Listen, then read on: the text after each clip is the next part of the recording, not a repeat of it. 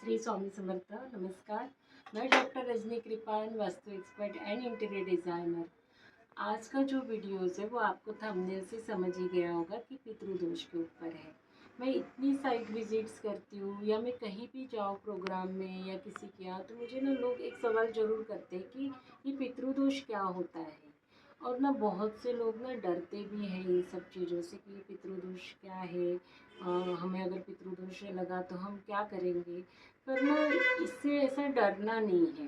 पितृदोष क्या होता है यही आज मैं आपको वीडियोज़ में बताऊंगी, और उसके बहुत ही सरल उपाय बताऊंगी जो आप रोज़ करना चाहिए। और ये कैसे पहचाने अपने लाइफ में कि हमें पितृदोष है, तो वो भी मैं आपको आज इस वीडियो में बताने वाली हूँ।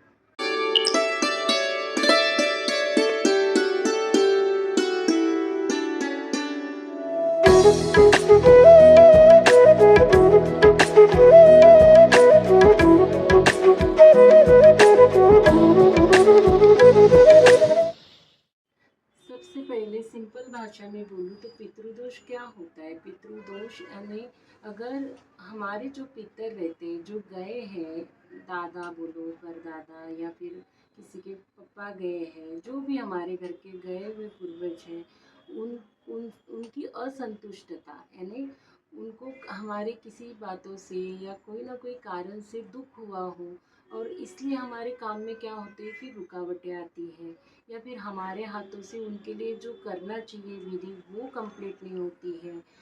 उसमें क्या होगा, आपको पैसों की प्रॉब्लम बार बार आना, हेल्थ इश्यूज़, डॉक्टर के पास जाके भी रिपोर्ट्स नॉर्मल आते हैं और हमें पता ही नहीं चलता कि रिपोर्ट्स नॉर्मल आ रहे फिर भी हेल्थ इश्यूज़ क्यों हमारे साथ हो रही है।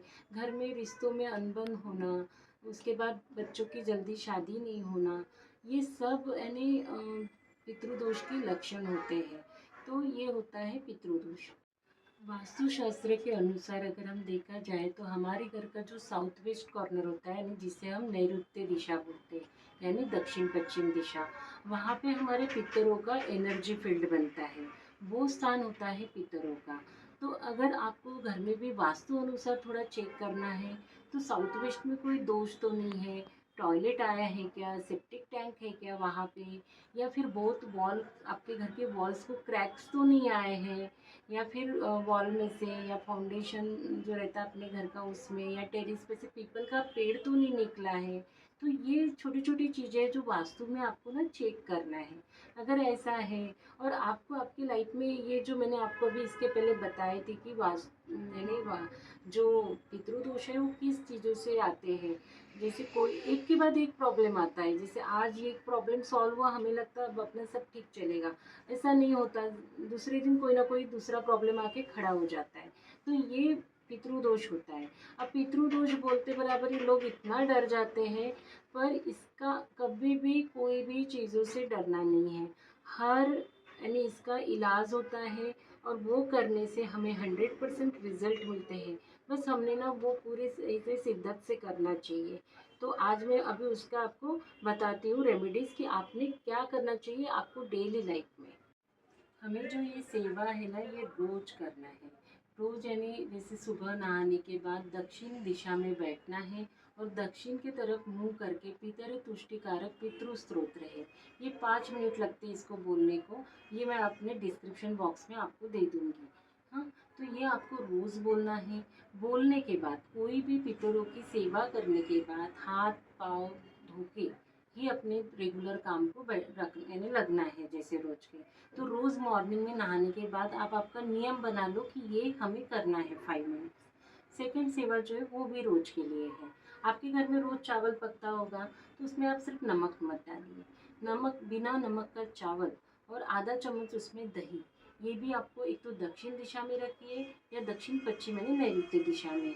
आप ये बालकनी में रख सकते हो, और या फिर टेरेस पे, या फिर आपके घर में आंगन होगा तो आप वहाँ पे भी साउथ या साउथ वेस्ट दिशा में रख सकते हो। ये रखते वक्त आपने ध्यान क्या रखना है कि जब भी आप उसको यानी भोग लगाओगे, आप अपने पितरों के लिए रखोगे, तो वहाँ पे आपको ना वहाँ प्लेट रखने के पहले एक सर्कल बनाना है। सर्कल बनाते वक्त वो भी एंटी क्लॉकवाइज सर्कल बनाना है। वो रखने के बाद आपको उस पर पानी, ऐसे भोग को अपन पानी कैसे फेंकते हैं तो अपन क्लॉकवाइज करते हैं, इसको अपने को एंटी क्लॉकवाइज करना है। और एक प्रार्थना बोलनी है, उनको हमें हाथ जोड़ के क्षमा मांगना है कि हमसे आज तक की जो भी भूल हुई होगी तो हमें क्षमा कीजिए और हमें आशीर्वाद दीजिए। आपको बस ये रोज़ करना है ना? तो इससे भी क्या होगा, आपकी लाइफ में ना धीरे धीरे ना चेंजेस होना स्टार्ट हो जाएगा।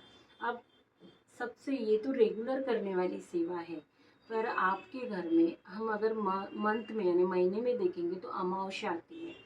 अमावस्या ये दिन अपने पितरों के लिए सबसे बड़ा दिन रहता है। उस दिन हमने क्या करना चाहिए, अगर आपके घर में आपके पितरों की उनसे आशीर्वाद लेने के लिए, मुझे तो ऐसे लगता है ये सबने करना चाहिए। जिसको पितृदोष है वो भी करे, जिसको नहीं है वो भी करे, क्योंकि हमेशा हमारे ऊपर हमारे पितरों का आशीर्वाद रहना बहुत ज़रूरी है। बोलते हैं ना, पहले ना पितरों की पूजा पहले कीजिए, भले भगवान की बाद में करो। एक बार कि भगवान हमें माफ़ करेंगे पर पितर कभी हमें माफ़ नहीं करते अगर हम पे वो नाराज है तो।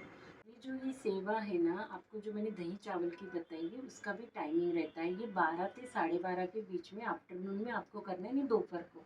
अगर आपके घर में सब वर्किंग है, 10 बजे ही घर से बाहर निकलना पड़ रहा है, तो आप पहले भी कर सकते हो, क्योंकि सेवा यानी अपने भाव को ज़्यादा महत्व है ना? पर अगर आपके घर में कोई है तो आप 12 से 12:30 के बीच में रखने बोलिए उन्हें। उसके बाद अभी मंथ में महीने में जो अमावस्या आती है वो सबसे बड़ा दिन रहता है अपने पितरों की सेवा का। तो ये सबने ही करना चाहिए। जैसे आपके परदादा है, दादा है, या आपके घर में कोई आपके पापा है या पुरुष है जो भी गए हैं, तो उनके लिए ये सेवा रहती है कि जो जेंट्स करते हैं यानी पुरुष करता है। तो इसको क्या करना है, इसको हिरण्य दान बोलते हैं, जो हमें दान देना पड़ता है। तो अब दान बोलने के बाद लोगों को लगेगा कि क्या देने लगाते अभी, तो ऐसा कुछ नहीं है। आपको सिर्फ उसमें क्या लगेगा, 3 चीज़ें लगनी है, सवा पाव पेड़ा, एक जनेऊ लगने लगने वाला है, और एक 11 रुपये दक्षिणा लगेगी। बस ये 3 चीज़ें आपको रखना है, और घर से जाते वक्त ये लेके जाना है। कहाँ लेके जाना है? शिव मंदिर में। आपको किसको देना है? शिव लिंग के पास या शिव भगवान के पास उसको जाके रखना है, उनको बोलना है। सबसे पहले कभी भी ध्यान रखो, अगर आपको ये सब देना है या आप दान कर रहे हो, तो आपको आपका गोत्र का नाम और अपना नाम बोल के देना है कि मैं इस गोत्र की हूँ और मेरा नाम ये है और मैं अपने पितरों के लिए ये सेवा ये दान कर रहा हूँ। तो आपको ये आप स्वीकार करें, ये वहाँ रख के आना है आपको। ये दान एक्चुअल में ब्राह्मण को दिया जाता है, पर ब्राह्मण से में 11 रुपये में और इतने से में नहीं होता है। इसलिए सबसे बढ़िया है शिव भगवान के पास, शिवलिंग के पास जाके इसको रखिए और ने आप पितरों से आशीर्वाद लीजिए। तो ये एक सेवा है जो पुरुष करेंगे यानी जेंट्स करेंगे। अब महिलाओं के लिए भी एक सेवा रहती है अमावस्या के लिए।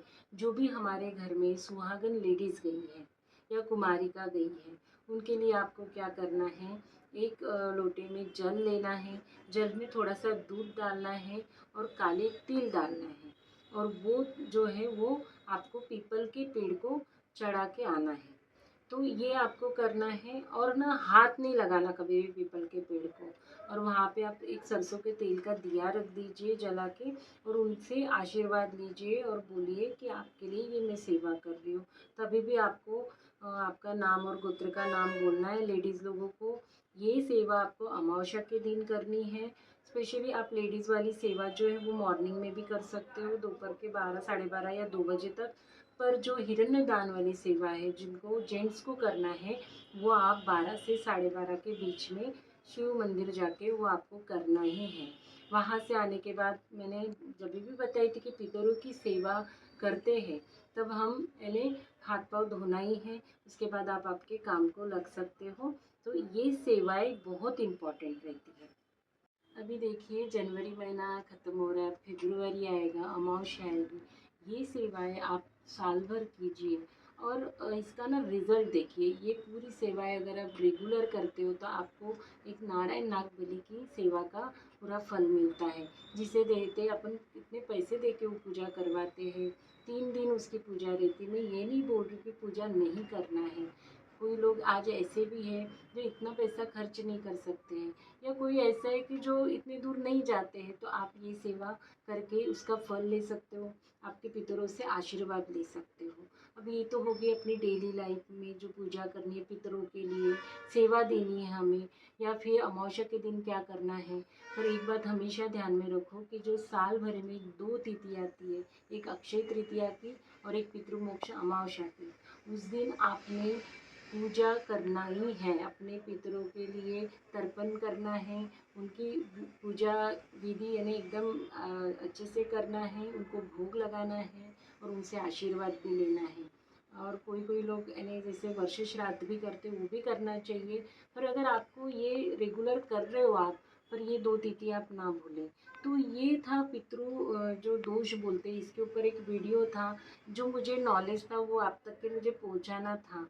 तो आप इसको देखिए, पसंद आए तो लाइक कीजिए, शेयर कीजिए, कमेंट्स कीजिए और सब्सक्राइब ज़रूर कीजिए, क्योंकि ऐसे ही आज पितृदोष के ऊपर आपको पूरा डिटेल्स वीडियो दी हूँ।